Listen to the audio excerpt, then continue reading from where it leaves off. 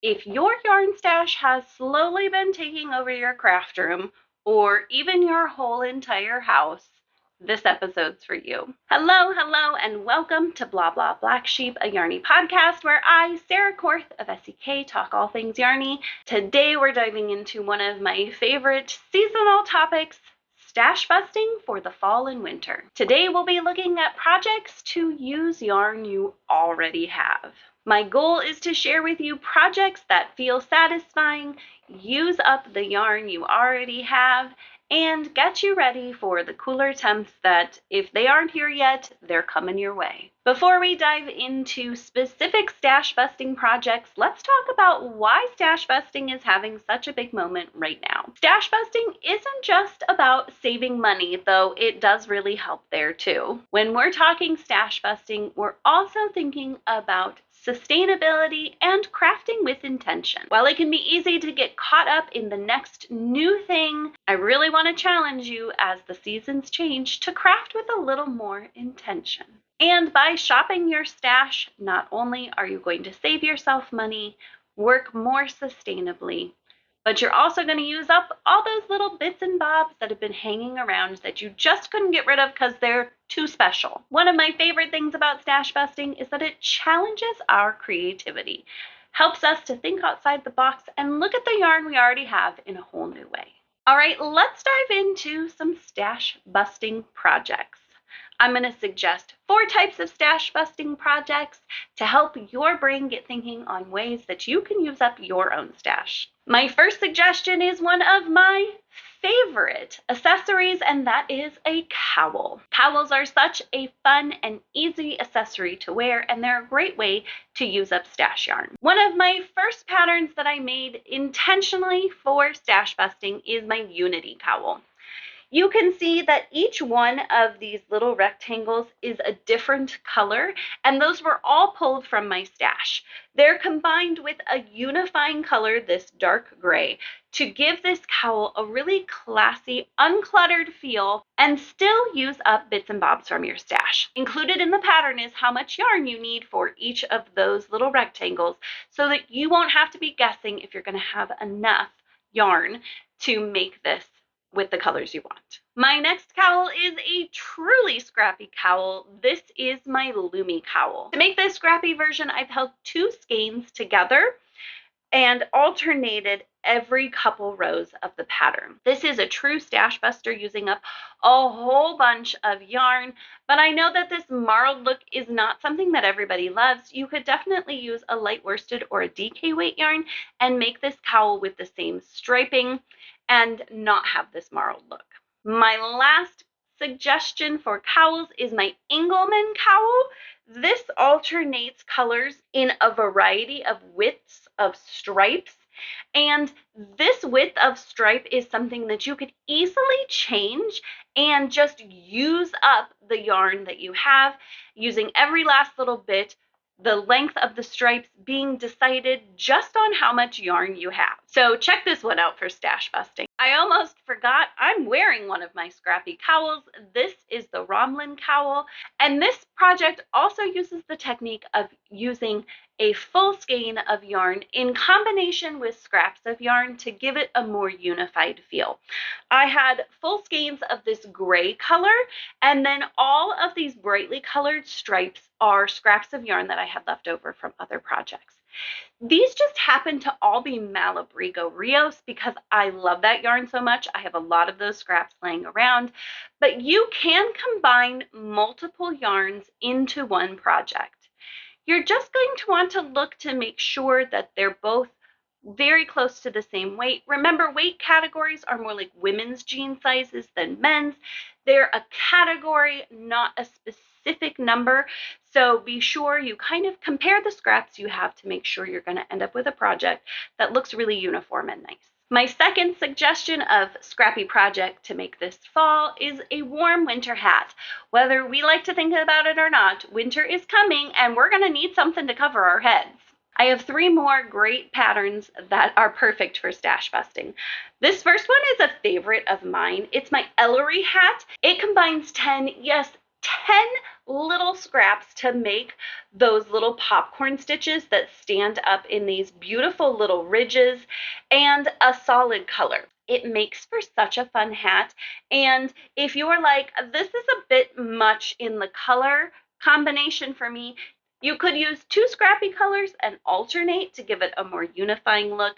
Also, a great way to do this would be if you happen to have school colors or favorite colors, it would make a great gift as well. And this hat has a full tutorial on how to manage your yarn if you choose to make a scrappy version like this. My next suggestion for a scrappy hat is my Arlet hat. You can see I've used 3 different colors and alternated here, but you could also mix this up even further and use lots of different colors to make a really fun hat. Stripes are always a great way to use up scraps, especially in hats.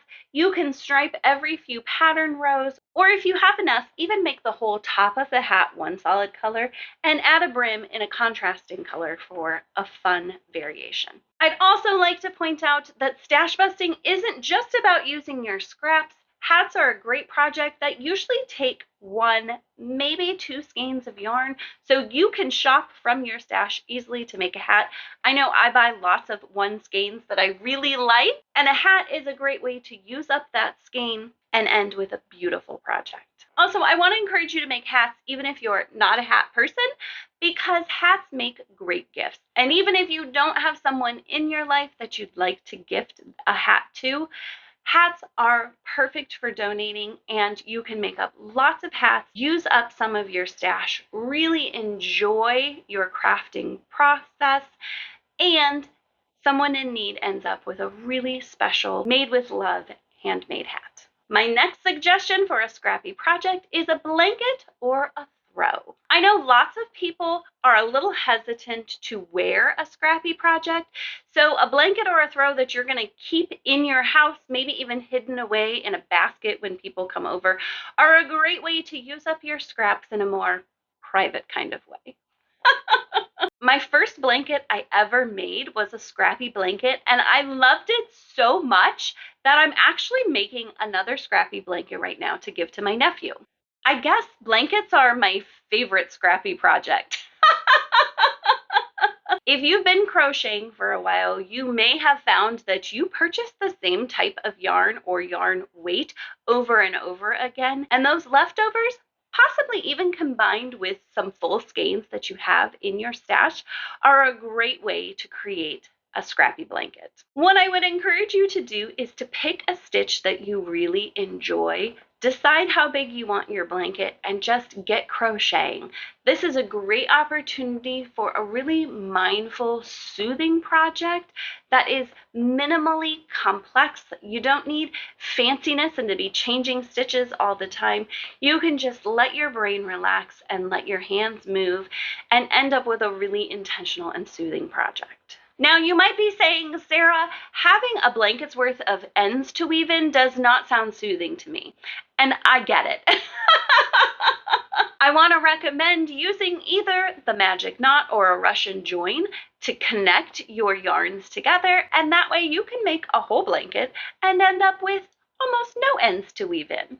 I have 3 stitch suggestions that I think would make for some really fun blankets.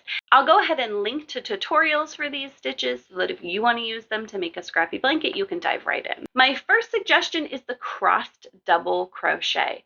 This is a fun stitch that works up really quickly. I think it would be really great that if the color changes overlap in an X, it would be a fun way to change between the colors. And I have to say, one of the things my kids love most about a handmade crochet blanket is sticking their fingers through the holes in the fabric. And this fabric would create the perfect fabric to do that with. The second stitch that I think I would really enjoy making a whole entire blanket out of is the front post puff stitch. This is a stitch that is exactly what it sounds like. It combines front post double crochets with a puff stitch.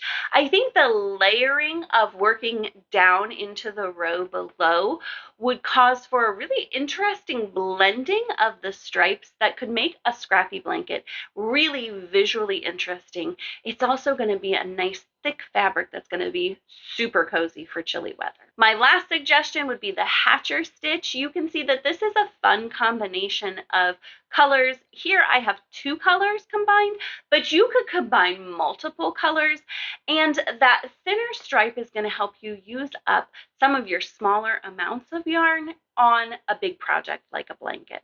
I will confess that to get those even stripes, you are going to have some ends to weave in because it is a 1-row repeat.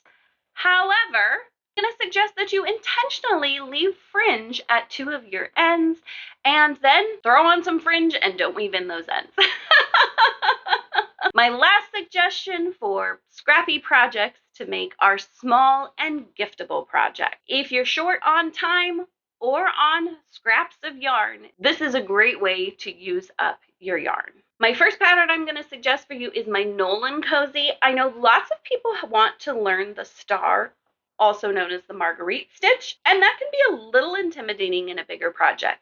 My Nolan Cozy is specifically designed to teach you this stitch. You're going to be able to use scrap yarn to complete this, and not only will you have learned and mastered a new beautiful stitch, you'll have some gifts on hand when the holiday season rolls around, or just a fun handmade cozy for you to take with you when you splurge on a special fancy cup of coffee. My second suggestion is a notions bag. These are incredibly giftable. Everybody needs a little bag to organize themselves, whether it's a student to organize their backpack, a friend to organize their purse, or yourself to organize your notions in. The Wayland Notions bag is perfect for this, and it looks fantastic in a scrappy version. I've used 3 colors in my version here, but you could absolutely make it fully scrappy, changing colors at every repeat, and end up with a really beautiful gift or notions bag to keep for yourself. I also love this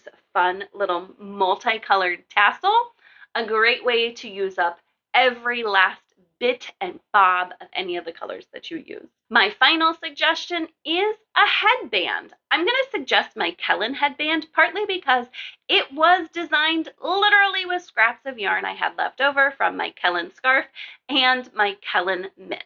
This headband is specifically designed to teach you this new stitch. What a great, useful, and giftable project to learn a new stitch and use up some of those scraps. A great way to keep a cohesive headband is like in my Kellen headband, where I started with a color, worked around in another color, and ended in the same color. It makes it feel really intentional and a lot less scrappy. So whether you make a cozy cowl, a hat for gifting, or a big throw to snuggle up under, stash busting is a fun, creative, and sustainable way to crochet this season. I hope you found this information super helpful. Don't feel overwhelmed by all the information I've shared. I will link to all of the patterns and tutorials in the show notes below so you don't have to hunt any of those down. Don't forget to like this video and subscribe for more tips and information just like this one. I would love for you to join our crochet community. Now, tell me in the comments below, has using up your yarn stash been something on your mind? What's your favorite scrappy project to make? Thank you so much for joining me today. Until I see you next time, happy crafting!